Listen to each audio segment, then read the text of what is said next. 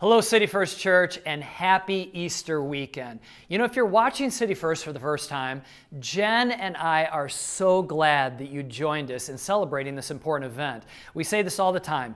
Everyone is welcome at City First Church. In fact, we really believe that you belong here. You're now family. In fact, if you're watching for the first time, you are officially adopted into City First Church. Because we say this, we're not just a friendly church, we are a family church. Now, we're all on a spiritual journey. And for some of us, we've been on this journey with God for a really long time. Some of us, we're at the beginning of this journey. And some of us are just curious about the journey. Wherever you're at, thank you so much for joining us today on this Easter weekend. This may be something you know or maybe you don't, but Easter is more than just a holiday. It's a celebration of an historical event that took place about 2,000 years ago. If you go back to the original reason why we celebrate Easter, it was to commemorate and rejoice about the specific event of Jesus Christ being raised from the dead. Jesus was crucified on what we now call Good Friday. And after 3 days in the tomb, he was resurrected. In other words, that means came back to life on what we now call Easter Sunday. Do you know that over 500 people were eyewitnesses to the fact that he died and then came back to life? That's pretty powerful. This event is the centerpiece of our faith. Easter is about a day that changed everything. Because of Easter, you and I can have hope. Because of Easter, we can have forgiveness. Now, can we just stop for a minute and admit something?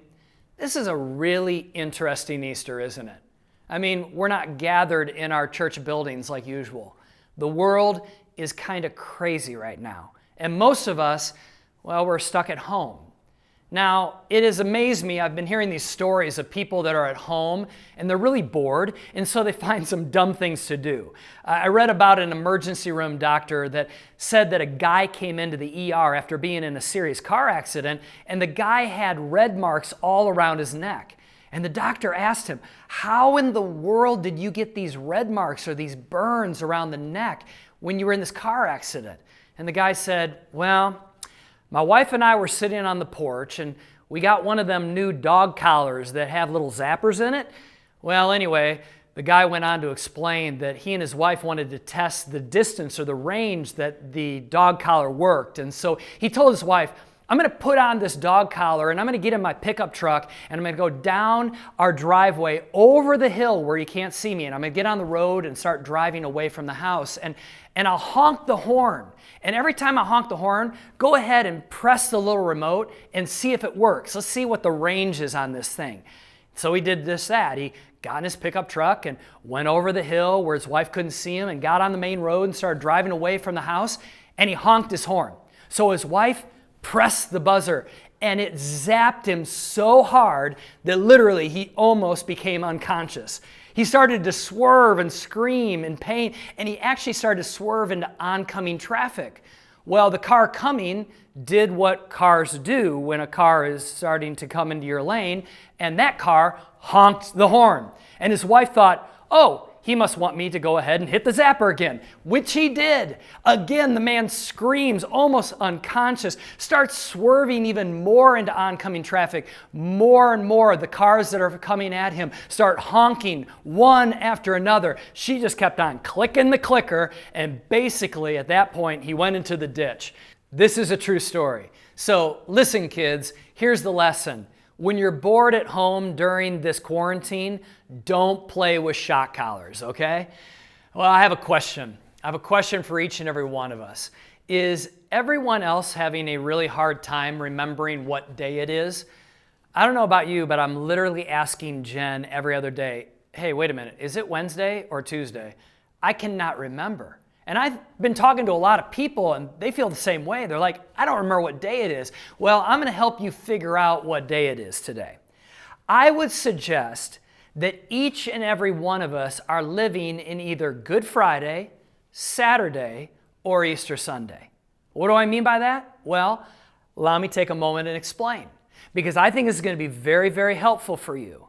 In last weekend's message, I said this quote, if I want God's provision, I have to trust God's process.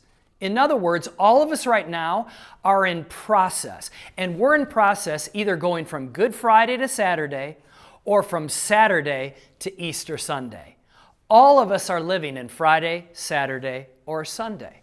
What do I mean by that? Well, Good Friday, the original Good Friday, was a day of loss. What do I mean by that? Well, that's when Jesus went to the cross. That's when he was beaten, where he was tortured, where he was bruised for our transgressions, the Bible talks about. This is where he hung on the cross and he had nails driven through his wrist and through his ankles. This is also the time that his disciples are watching all of this. They're wondering what is going on. Eventually, Jesus dies at around 3 p.m. on what we now call Good Friday. Can I just say this? The original Good Friday was not good to those that were involved. It was a day of loss. It was a day that there was a lot of pain. It was a day that there was a lot of hurt. Now, I will say this, that we've all lost something recently. Some of us have lost a lot. Like we've all lost our freedom to live life as normal, haven't we? We've all lost the ability to see friends and loved ones in person.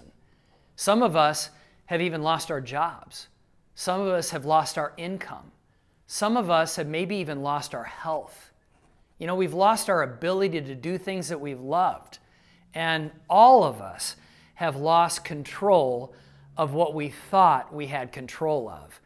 Well, the disciples and the followers of Jesus thought they had lost their friend, their Messiah, the one that they thought was going to be the Savior, because there he was hanging on the cross, dead. So put yourself in their shoes for a moment. What did it feel like? What did Good Friday feel like to them? Well, the person that they had believed in and followed for the last 3 years of their lives was now dead. Jesus had said, "Follow me." They gave up their careers. They gave up their income. Some of them gave up, family members who disagreed with them, and they were all in. And now there's Jesus dead on the cross. Their lives were shattered. Their hearts were full of disappointment and sadness. Good Friday was a day of grieving for them. And for many of us, that's exactly where we're at. We're grieving. Some of us externally, some of us internally. Some of us can say, you know what, we're living in Good Friday. We are living in a time of loss and disappointment and great sadness. But I want you to remember this. We are in process. We don't live in Good Friday forever. We can leave Friday and we can move forward. But some of us right now find ourselves in Friday. How about Saturday? Well, Saturday was a day of confusion and fear. Jesus is now buried in the tomb. And listen closely, his disciples and his followers are hiding in homes, unable to go outside into the streets. Why? Well, they feared for their lives because they figured the same people that crucified Jesus, those people are going to come after them. In fact, they felt it was not safe to go outside. Does that sound familiar? Remember this, that they didn't know that Easter Sunday was coming in 24 hours. You see, we know the rest of the story. They didn't. For us, we look at Saturday and we kind of forget about Saturday. We go right from Good Friday to Sunday because we think, Saturday's not that important. But if you're living Friday, Saturday, and Sunday, Saturday is a really long day full of confusion and full of fear. You see, this was a day of second guessing for many of Jesus' followers. It was a day of great confusion. Some of them, like Peter, their faith was rocked.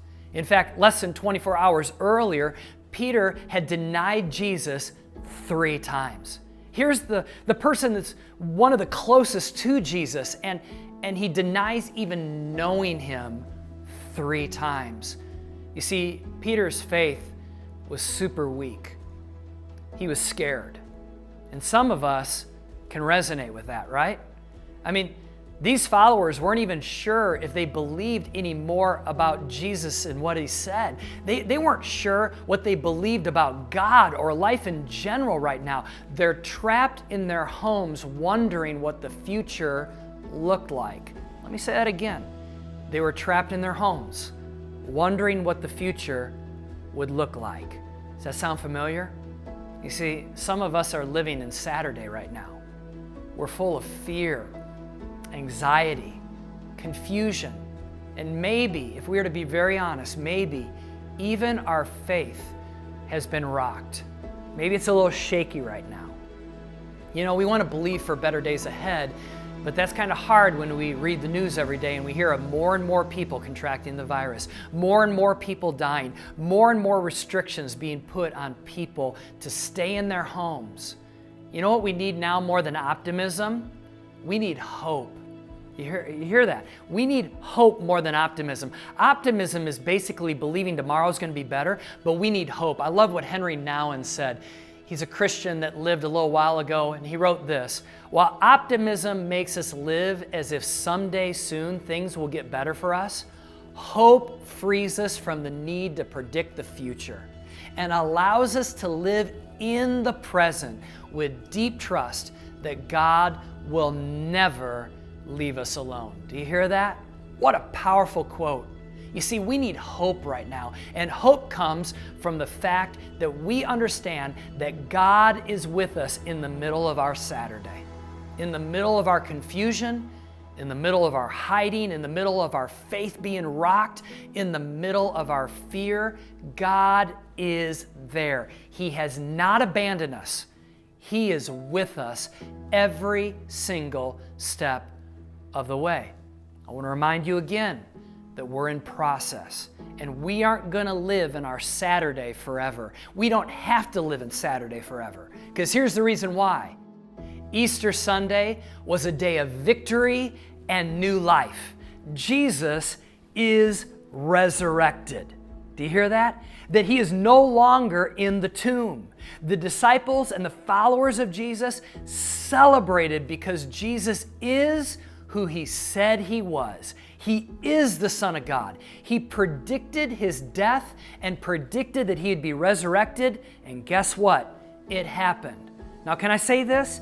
If someone predicts their death and then predicts they're going to come back to life, and then they actually die and they come back to life, we should listen to what that person is saying. That's exactly what Jesus did. He conquered sin, our sin, and offers us a new life.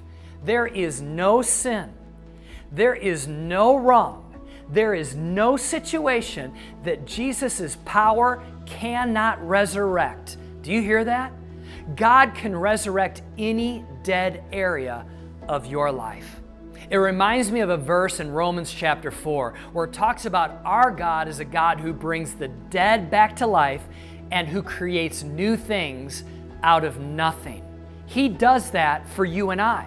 He gives us a new and a forgiven life. You know, some of us have experienced the power of Easter Sunday before. We know about a God who took what was hopeless and gave us hope, what was dead and gave us a new life, what was broken and gave us his purpose. I want to remind you, every single one of you that are a Christ follower, that you have resurrection power inside of you. You have a God that has given you a new life. You have victory in Jesus, and God is with you even during times of loss and confusion and pain and anxiety and fear. God has not abandoned you, and you are going to go through your Friday and your Saturday, and you're going to arrive at Easter Sunday and have power. However, there may be some of you listening right now that you've not experienced Jesus' power in your life. Can I tell you that God wants to give you a new life? He doesn't want you to do life on your own. God already loves you just the way that you are, but He loves you enough to not keep you the way that you are. He wants to give you a forgiven life, a new life, a life of His power and purpose. You might be living in Friday or Saturday, but here's the good news. You need Easter Sunday, and Easter Sunday's on the way. You need a resurrection. In fact, this is one of my favorite Easter verses in the whole Bible. It's found in Romans 8, verses 10 through 11. It says this, "But for you who welcome Him," meaning Jesus, "in whom He dwells, even though you still experience all the limitations of sin, you yourself experience life on God's terms." It stands to reason, doesn't it, that if the alive and present God who raised Jesus from the dead moves into your life, He'll do the same things in you that He did in Jesus, bringing you alive to Himself. When God lives and breathes in you, as He does, as surely as He did in Jesus, you are delivered from that dead life. With His Spirit living in you, your body will be alive as Christ. You see, Easter is not just something you celebrate, it's something you live. Please remember that. This verse is saying that the same power that raised Jesus from the dead comes into our lives and resurrects what is dead. You see, some of you think that you've gone too far for God to turn your life around. That is the furthest thing from the truth. There is no one that is unreachable with God's powerful love. God loves you with an unconditional love, which means that you and I don't deserve it and we definitely don't earn it. He knows all that we've done. He knows everything that you're going through, and He wants to change your life. I want you to watch this powerful story of a friend who had the resurrection power of God's love and forgiveness come into her life, and it changed everything.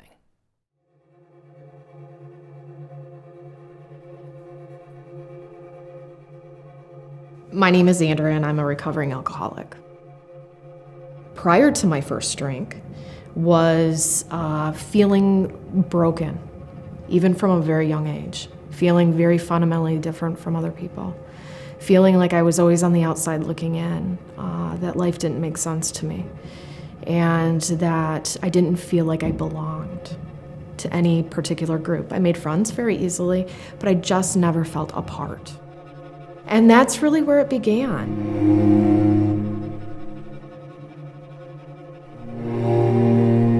It's very easy to disguise your alcoholism and your drinking when you are surrounding yourself into populations that do the same. And I did that for a long time.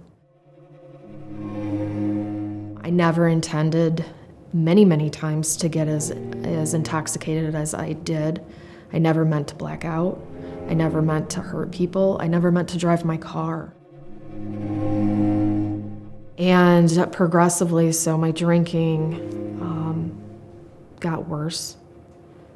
And the binges got closer together, and the drinking became almost nightly.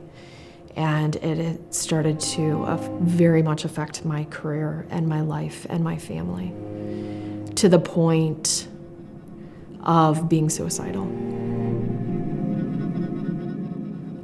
I would go to work and I would pretend to be professional all day, and then I would leave work and my life was a mess. I was spiritually bankrupt. I tried therapy, I tried medication, I tried self-help books, I tried church, and it was too easy for me in church to sit back in the congregation and be anonymous and listen to a message for 1 hour and then go back into my life and not know how to apply that, and let the enemy tell me that it's not the alcohol, lies, and I would go back to my old behaviors because that's all I knew. And it was only when that last morning when I was suicidal, I got down on my knees and I said, God, can you help me? I can't do this anymore. And things started to shake and move, and the world shifted.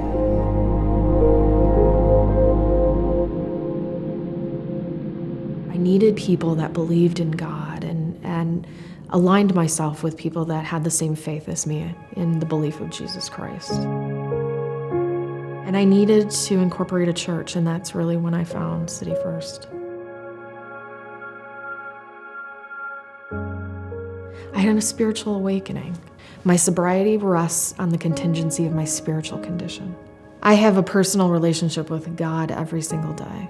He is my safety net today. I know I can go into the world and I can make mistakes. My day begins with prayer. My day ends with prayer of gratitude. He's given me a sense of self and self-worth. I oftentimes look back at where I would be had I not taken this journey. I don't think I'd be here. I truly don't. My life has never been the same.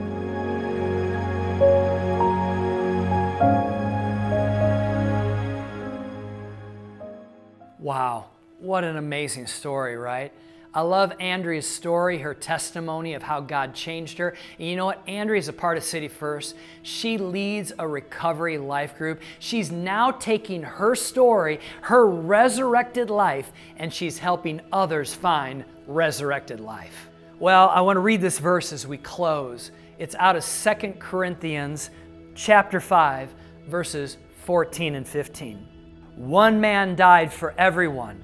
That puts everyone in the same boat. He included everyone in his death so that everyone could also be included in his life. A resurrection life, a far better life than people ever lived on their own.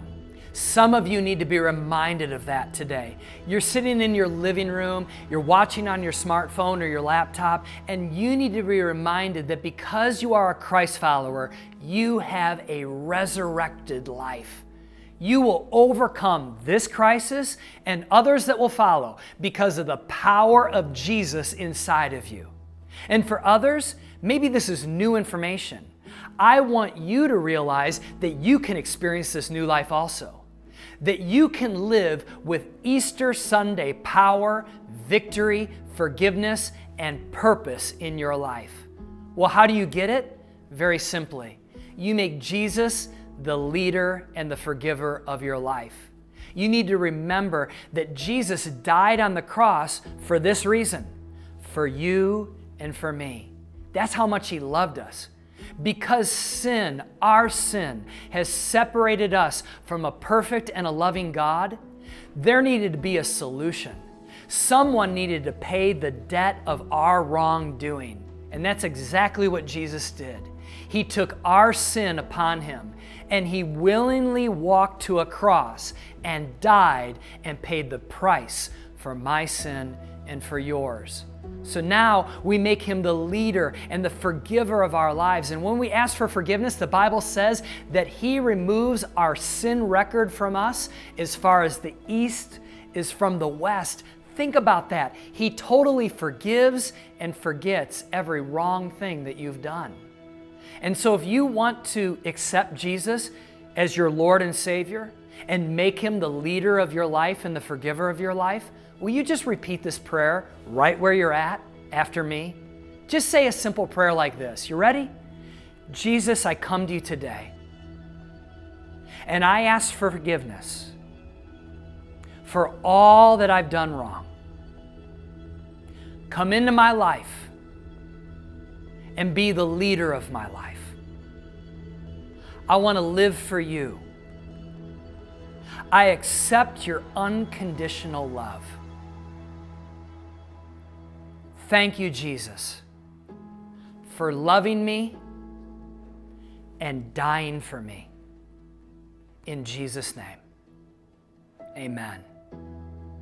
Amen. Now, if you prayed that prayer, that was the most important prayer you've ever prayed in your entire life. God loves you. He has forgiven you, and you now begin to have a new life. Now listen closely. It doesn't mean that life is going to be perfect, and it doesn't mean that you're going to be perfect. It means this, that you are accepted, that you are forgiven, and you now have Jesus as the one to help you navigate this life. He'll give you strength, He'll give you wisdom, He'll give you purpose, He'll give you power, and He gives you access to His presence, which means the presence of God is with you. Jesus is with you. He loves you more than words can express. Jesus will never abandon you. Remember that on this Easter Sunday. Jen and I love you so much. thank you for being a part of City First and continue to be a part of City First, all right? Every single week, join us. We want you to be a part. It's not the same without you. God bless you. We love you, and happy Easter.